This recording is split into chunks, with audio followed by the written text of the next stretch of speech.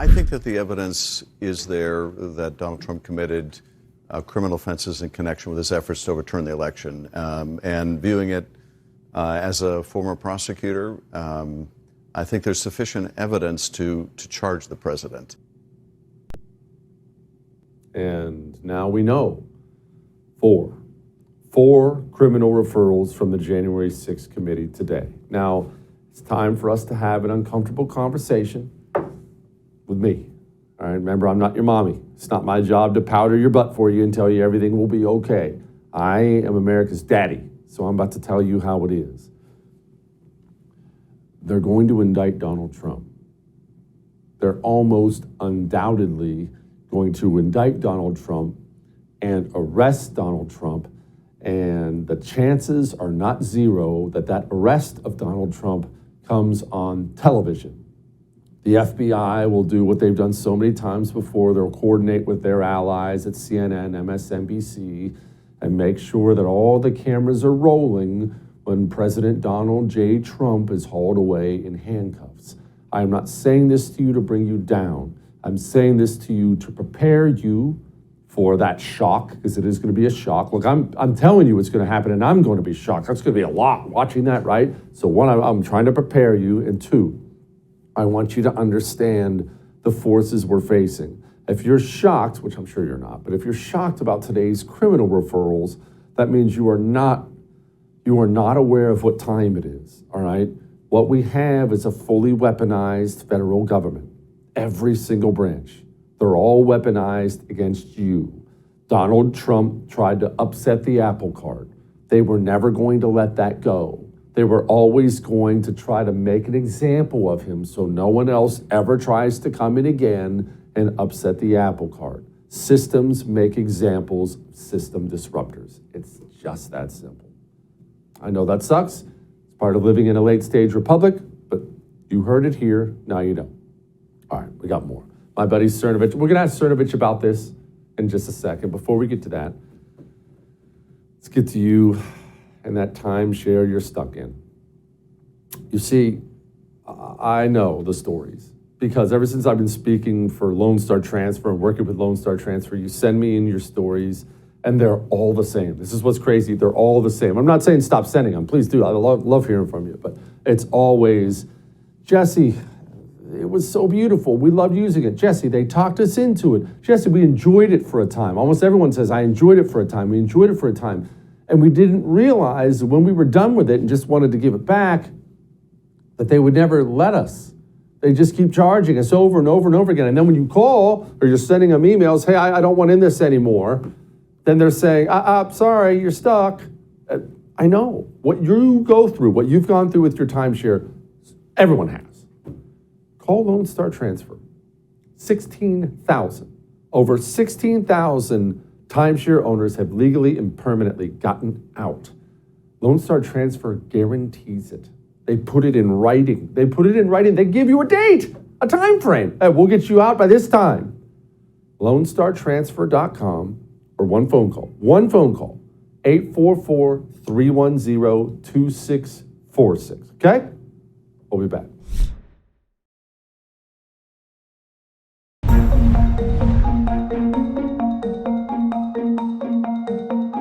Showing real-time information about somebody's location is inappropriate, and I think everyone on this call would not like that to be done to them.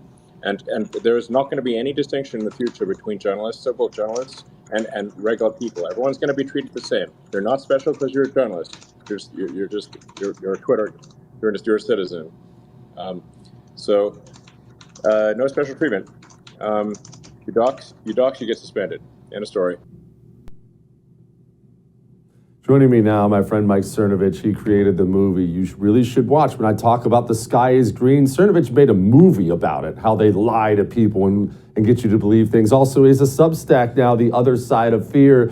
Mike, all right, everyone knows I don't wave pom-poms for billionaires or politicians. I am impressed, though, so far. Should I be or should I not be? Yeah, how could you not be? I think that unfortunately, all of us are infected with hipsterism, which is we want to think that we're too cool for school. And then that means we don't want to encourage other people who are doing great things, because that's a left-wing ideology that raising someone up diminishes us, right? That's fundamentally the nihilism of the left. So with Elon, he's doing great work, courageous work. He's feeling the burden more so than I think he anticipated or that anyone could anticipate. So as of now, I think all anyone can do is admire his courage and hope that we all have that kind of courage. Mike, you're always good about this stuff. What's this guy's motivation? I mean, everyone knows, South Africa, richest man in the world, Tesla, the rockets. I mean, everyone knows the high points, but I can't figure out why this guy's doing all this. That's something that bothers me. I can't figure out the why. Well, he's always had an interest in elevating the human species. And the point that we're at, and we've been there for a while, is the next step for humanity is either the Stone Age or the Space Age. And the left is trying to bring us into the Stone Age, returning to gulags, the Bolsheviks returning, slaughtering people, having another Pol Pot-style genocide, another Armenian genocide of Americans that they don't agree with. So humanity is either going to take a really big step forward or a really big step back. The trend right now is step back. The trend right now is returning to the Stone Age. And if you have a higher vision for humanity, then you want to bring us to the space age. So I think the difference between, say, someone like Elon Musk and maybe most other people who get rich is he got rich doing what he wanted to do for humanity, right? I personally, not a fan of electric vehicles. I don't think you are. I think that moving away from fossil fuels presents a lot of problems, but he believed in that kind of stuff. So he got rich doing what he thought would make people better, right? Whereas most of these billionaires, they get rich doing finance. They're trying to be middleman. How can I, or like this SBF guy, they're scammers. That's how most people get rich, and that's why most people don't like the billionaire class, because they're not really trying to provide a service for humanity or to do anything grand or bold for humanity. Mike, can you explain for people, because most people are not on Twitter, as you well know, can you explain for all the people watching right now who aren't on social media? I'm not telling people that they should get on either, but for people who aren't on, why is this significant at all? Why does it even matter, Twitter? It sounds so dumb and small. It does, but it trickles down. Twitter was a unique platform where it's fun because you could actually tell a famous person you can insult them and they'll actually read it. You could never do that before. There was all these levels of gatekeeping. That's the fun aspect. The serious aspect is where new opinions are tested out and start to filter down into the public. So when people say, because I get this a lot when people try to diminish me as if I care, they go, oh, you're just on Twitter and my next door neighbor doesn't know who you are. And I go, no, but I bet your next door neighbor knows that the Hunter Biden laptop, he never saw that. Well, that's because that happened on Twitter. That's the front lines of everything that's happening in the world right now. It's the vanguard of elite opinions, the vanguard of politics. Trump doesn't win 2016 without Twitter. That's a fact. There's no one to me, that's what you would call an IQ test to where we can even talk. If you believe that Trump could have won 2016 if Twitter hadn't existed, then we can't talk. There's nothing even to talk about. The threshold hasn't even been cleared. Now, we can debate how much and we can fight at the margins. So Twitter is where it's a vanguard, man. It's where elite opinions are formed. It's where people try to, like the conservatives, they used to have a monopoly on it. People forget that. It's hard for people who are much older than us or younger than us, Gen X people, to understand. It used to be you got the National Review on the newsstand at Barnes & Noble or your local shop, or you subscribe to it. And that was kind of it, man. And they could kick people out of their little tent like they did with the John Birch Society, which they claimed was because of racism, but actually is because the John Birch Society opposed the Vietnam War, and William F. Buckley was connected with the CIA. That's a whole different. Anyway, that's how your brain was kind of being formed. And now these guys don't have any clout. They don't have it. It's funny to me. I used to read George Will, and then you see George Will on Twitter, and you think, what a laughable human being this person is. How did I ever admire this person? I thought he was a kind of a badass, right? And then you see these people on Twitter, and you think, what a pathetic, frail dork. I can't believe it. So the illusion also, the Wizard of Oz aspect of how opinions are formed fades as well.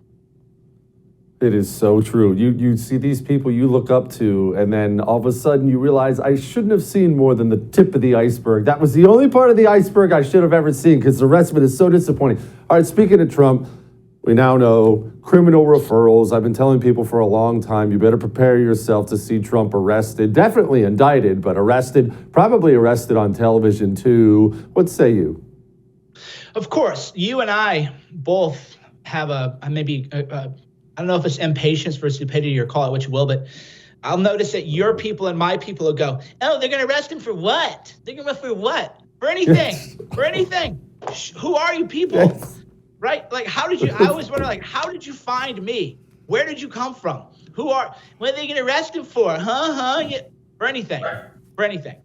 That's what they'll arrest him for, because they're communists. They don't need a reason. They send him to D.C. They've already experimented with, hey, can we give somebody like Sussman a free pass? Can we nullify a verdict of our allies? Yeah. Okay, so maybe every now and then they'll throw someone like Sussman into a trial, knowing that he won't get convicted. And they'll go, oh, we're trying. And then meanwhile, they just line up Trump supporters, Stalin show trial stuff. So I would be shocked if Trump isn't invited. That would be to me more shocking than him winning in 2016. Well, I've been telling people for a long time, they still have January 6 people in horrible conditions without trial. What do you think they're going to do to Donald Trump, who they hate much more than they hate the guys who walked into the Capitol building? All right, finally, this little video, I should have led with this because it's so beyond creepy. I can't get over it. Bill Gates, my personal opinion, not putting words in Mike's mouth, is one of the most evil people walking the planet today. He can't help but come out and basically admit that he's a genocidal maniac, although he says it very nicely in videos like this. Here we can see a chart that looks at the total world population over the last several hundred years. And at first glance, this is a bit scary. We go from less than 1 billion in 1800, and then 3, 4, 5, 6, and 7.4 billion where we are today. What we found out is that as health improves, families choose to have less children. And this effect is very, very dramatic. The population growth goes down as we improve health. So we've taken that chart that shows the global population growth, and we've actually extended it out all the way to 2100. And we can see that instead of continuing, it actually flattens out. Now, 11 billion people, still a lot, but the good news is that the faster we improve health, the faster family size goes down. Just a good dude, Mike. That, and then Elon views population collapse as a threat to civilization. So that shows the difference between someone like Bill Gates and someone like Elon, and then who's treated well by the media. Because a lot of times, for me, I'll be honest, Jesse, legal background, I can see it from both sides. And I used to think, Bill Gates couldn't possibly be that bad. He probably just wants fewer people so that everyone can live a better life, right? Because I could make that case. I could say, it's better that we have fewer people, but the people who live have a better life, and let's raise the standard of living. But then COVID showed that that wasn't true at all. They want to enslave people and feed people, feed sack of bugs. So I look at, to make a lot of opinions now, or to form judgments, I see, well, who's supported by the media? This guy, Bill Gates, hung out with Jeffrey Epstein. Man, if I tweeted I liked Kanye, I'd get in more trouble than Bill Gates does hanging out with Jeffrey Epstein, right? So that, I think, is a good indicator of who's good and who's evil. Hung out with Jeffrey Epstein so much, it played a big part in their divorce, according to his ex-wife, just saying. Mike, real quick, you have a great Substack, great piece on fatherhood. Plug that for me before we let you go. Sure. It's MikeCernovich.substack.com. So my first last name.substack.com. That is a little different, not political, right? We're trying to keep it a little bit of cultural seep in, but we're trying to keep it more about life stuff because, we need that, right? There's all these weirdo freaks. So if you look at it this way, George Will is not an aspirational person. So that means that other people have to provide some kind of aspiration for people who are wondering, can you live a life like this in this crazy political world? And as you know, you can. Sure you can. Just don't get wrapped up in it. Of course. Mike, appreciate you, brother. Always a pleasure. All right. We have Lighten the Mood next. And I just want to say, I have 2 sons that are in band. The school makes them. You're going to need to watch this Lighten the Mood. Before we get to that, we have a special coming. Almost every week we do a special. And lots of times to see the special, you have to be a First TV supporter. Well, anyone can do it. Go do it. Go to thefirsttv.com/support and become a First TV supporter. Then you get to enjoy all the Jesse Kelly you can handle. All right, we'll be back with Lighten the Mood.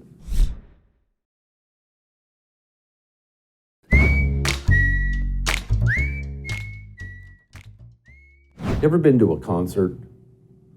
No. I'm not talking about your Led Zeppelin days from your early years. I mean, have you ever been to a kids concert? I have. I've been to multiple. My sons are both forced to be in band. They both play the tuba. And you get home from work and you have to dress up and you have to go down to the school. And I don't want to act like these things are like 10 minutes long. We're talking a couple hours of listening to kids try to play music. And I just want you to know, yes, this Lighten the Mood video is hilarious, but at the same time, I felt it deep down in my soul.